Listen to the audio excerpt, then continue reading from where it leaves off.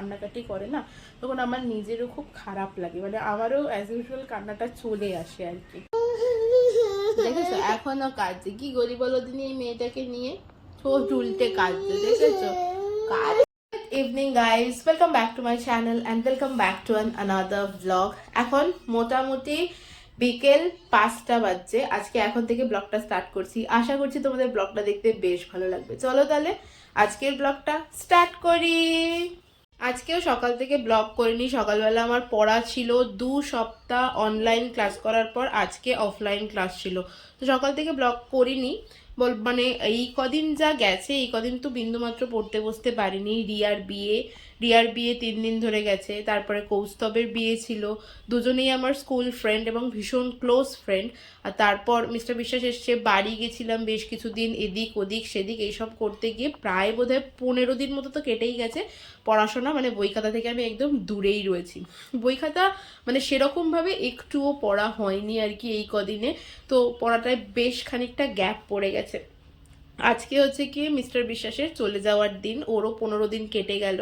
মানে দেখতে দেখতে 15 দিন যে কোথা দিয়ে কেটে যায় বোঝাই যায় না। আর বিশেষ করে যখন মিস্টার বিশ্বাস আসে না, তখন দিনগুলো মনে হয় যেন আরো তাড়াতাড়ি কেটে যায়, মানে এটাই মনে হয় আর কি।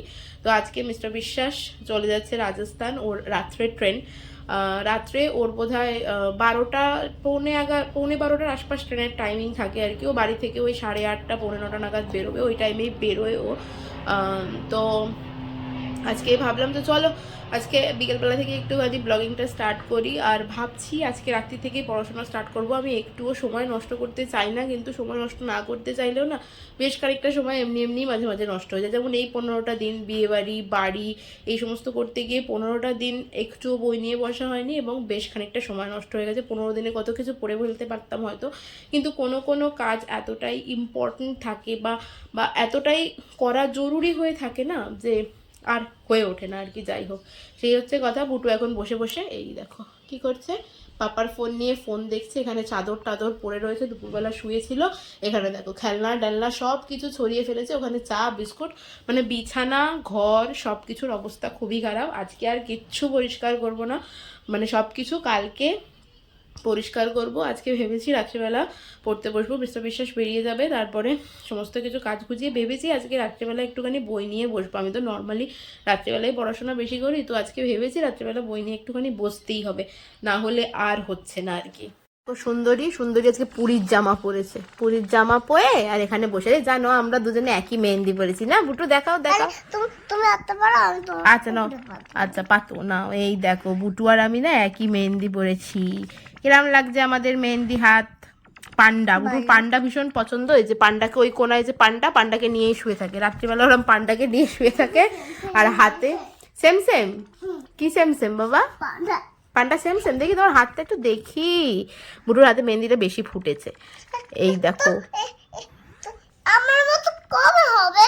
কি কবে হবে? আমার মতো? তোমার মতো কি মেহেন্দি? এই তো আমারও তো মেহেন্দি তোমার মতো না? এখন হয়, খালি আঙুল হয়েছে কিন্তু পুরনো হয়নি। তাই দেখি তোমারটা দেখি।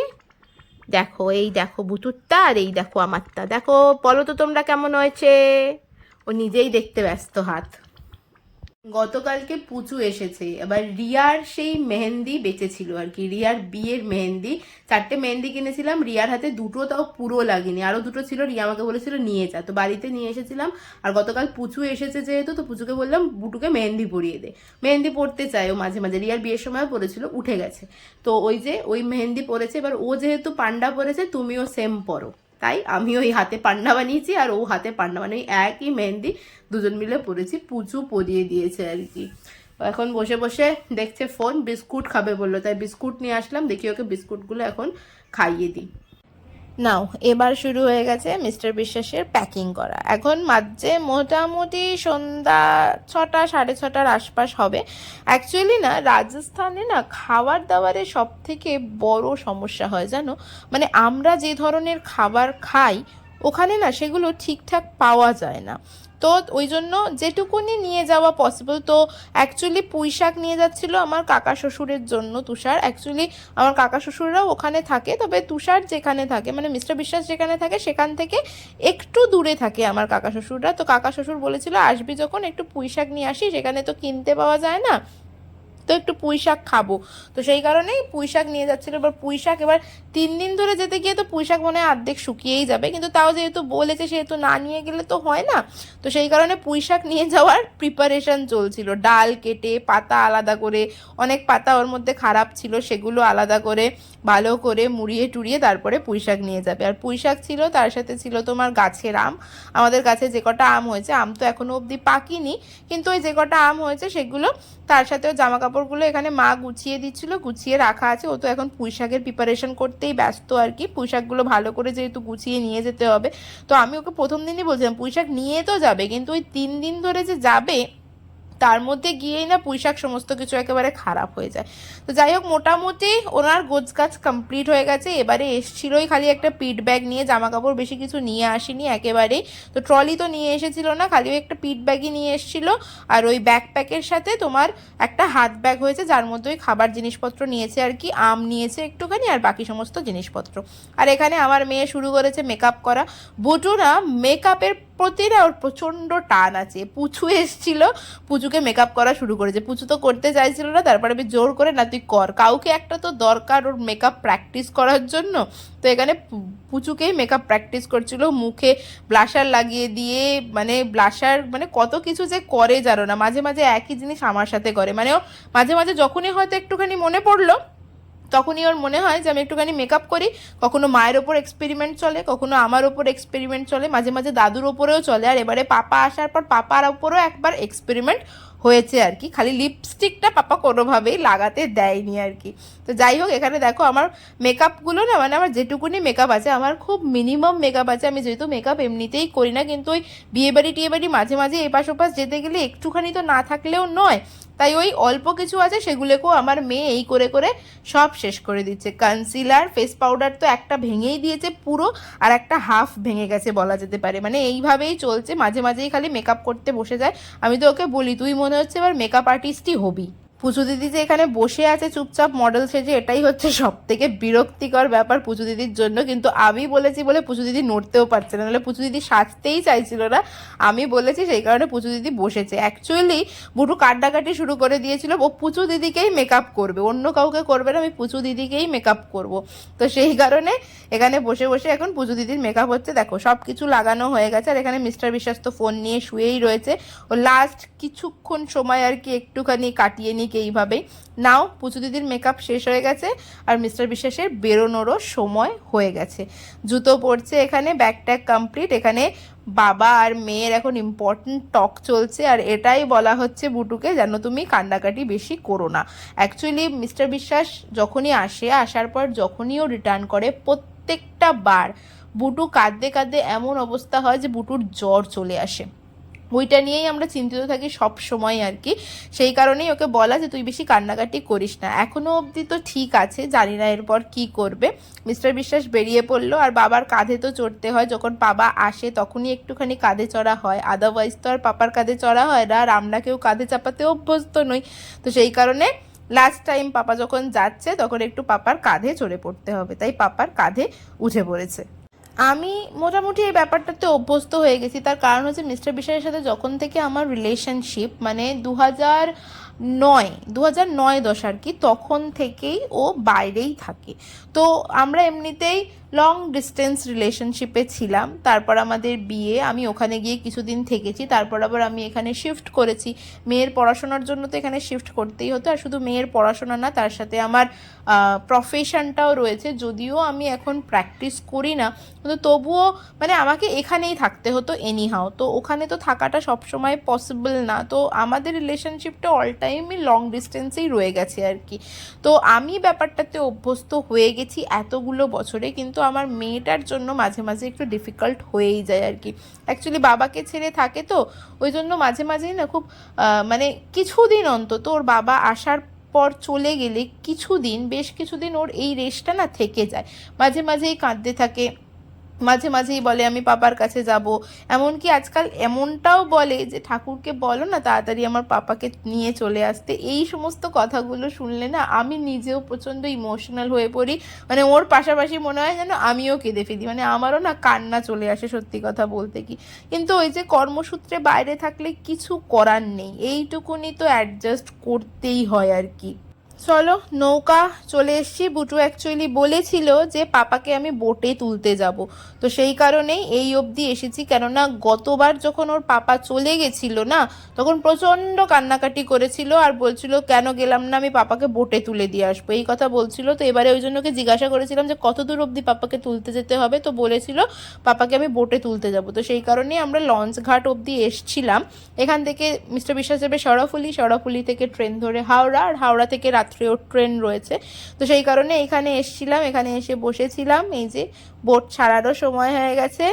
তো এবারে আর কি, এবার মিস্টার বিশ্বাসের সাথে দেখা হবে আবার, তোমাদেরও দেখা হবে আর আমাদেরও দেখা হবে সেই কালী পুজোর সময়। কেননা ও পুজোর সময়ই আসবে, অ্যাকচুয়ালি ওর পুজোর সময়ই আসার কথা ছিল, কিন্তু সাডেন প্ল্যান করে চলে আসলো। তার কারণ ওর একটু ডক্টর দেখানোর ছিল, তার সাথে রিয়ার বিয়ে ছিল। আর রিয়া মানে ওর বিয়ে ফিক্সড হওয়ার আগে থেকে জানিয়ে রেখেছিল, মানে সবার আগে ওর বিয়ে ডেট ফিক্সড হওয়ার পর সবার আগে মিস্টার বিশ্বাসকে জানিয়েছিল যাতে ও ওর বিয়েটা অ্যাটেন্ড করতে পারে। তাই আসবে না করেও না এসে আর থাকতে পারেনি মিস্টার বিশ্বাস এই টাইমে, না হলে ওর আসার কথা ছিল পুজোর সময়। তো যাই হোক, চলো, মিস্টার বিশ্বাস তো চলে গেল, বুটু তো এখনো অবধি ঠিক, কিন্তু বুটুর কান্নাকাটিটা শুরু হবে এবার বাড়িতে এসে। সেটাই হচ্ছে কথা। আমি প্রথম তো ভাবছিলাম হয়তো কান্নাকাটি করবে না, কিন্তু সেটা থেকে আর বিরত থাকলো না। বিশ্বাসকে নৌকায় তুলে দিয়ে আসলাম, বুটু তো ওখানে থেকে ঠিকঠাকই আসলো, কিন্তু বাড়িতে এসে অ্যাজ ইউজুয়াল কান্নাকাটি করা শুরু করেছে। অনেক কিছু করে বুঝিয়ে তারপরে চুপ করিয়েছি, এখন ফোন দিয়ে বসিয়েছি আর কি। বুটু না এই জিনিসটা ওর বাবা যখন যায় প্রত্যেকবারই একই জিনিস করে। গতবারে তো মানে চলে গেছে তো এত কান্নাকাটি করেছিল কি বলবো, আর এবারে তার থেকে একটু কম। ওকে আগে থেকেই জিজ্ঞাসা করেছি যে পাপাকে কত দূর ছেড়ে দিয়ে আসতে হবে বল, তো বলেছিল যে নৌকায় উঠিয়ে দিয়ে আসবে, মানে নৌকায় আমি ওঠাতে যাবো পাপাকে। তো যাই জন্য ওখান অবধি গেছি। আজকে আমি প্রথমে ওকে দেখে ভাবছিলাম হয়তো কান্নাকাটি করবে না আর এসে, কিন্তু অ্যাজ ইউজুয়াল বাড়ি এসেই ব্যাস, মানে রাস্তায় কিচ্ছু করেনি, চুপ করেছিল, বাড়ি এসে ব্যাস কান্নাকাটি করা শুরু করেছে। জানো আমারও না মানে আমি এই বিষয়টাতে অভ্যস্ত হয়ে গেছি, কিন্তু ব্যাপার হচ্ছে ও যখন কান্নাকাটি করে না তখন আমার নিজেরও খুব খারাপ লাগে, মানে আমারও অ্যাজ ইউজুয়াল কান্নাটা চলে আসে আর কি। মানে ওর জন্য আরও বেশি হয়, মানে সত্যি খারাপ লাগে মাঝে মাঝে যে সত্যি বাচ্চাটা আমার কোনো একটা জায়গা থেকে হয়তো বাবার ভালোবাসাটা থেকে মাঝে মাঝে ডিস্ট্র্যাক্ট হয় আর কি। মানে ডিস্ট্র্যাক্ট নয়, আমি ডিস্ট্রাকশনের কথা বলে এত ডিস্ট্র্যাক্ট বলি, মানে ডিপ্রাইভড হয়, এটা সত্যিই হয়। সেটা নিশ্চয়ই ওর বাবারও খুব খারাপ লাগে, সেটা আমি জানি, কিন্তু কিছু করার নেই। মানে কর্মসূত্রে বাইরে থাকলে সেটা করতেই হয় আর কি, কিছু করার থাকে না। যাই হোক, আমিও কথাটা বলতে ইমোশনাল হয়ে পড়ছি। যাই হোক, চলো আর বেশি কথা বলবো না, বুটুকে খাইয়ে দিয়ে আগে আমি। বুটুর ডিনার হয়নি এখনো পর্যন্ত, ফোন দিয়েছি, ফোন দিয়ে যাই হোক একটু চুপ করিয়েছি, দেখি ভাতটা ওকে খাইয়ে দিই, তারপরে ঘুম পাড়াতে হবে ওকে। চলো খাইয়ে দিই ওকে আগে। হয়ে গেছে, বুটুর থালাতেই আমি একটুখানি মাংস আর ভাত নিয়ে নিলাম।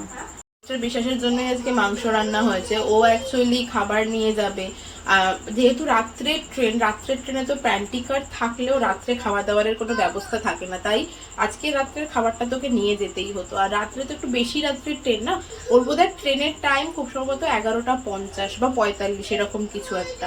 তো ওর জন্য ওই জন্য মাংস বানিয়েছিল মা, আর ওকে রুটি আর মাংস পাঠিয়ে দিয়েছে, সেই কারণে আজকে মাংসই রান্না হয়েছে। এখন আর কি বুকুর তো খাওয়া হয়ে গেছে, আমি খেয়ে নিয়ে তারপর ওকে ঘুম পাড়াবো। এখনো কাঁদছে, দেখো কেঁদে যাচ্ছে। জানো খাওয়া দাওয়া হয়ে গেছে, এই যে বুটু বাইরে গেছিল বাবার সাথে ঘুরতে, চলে এসছে।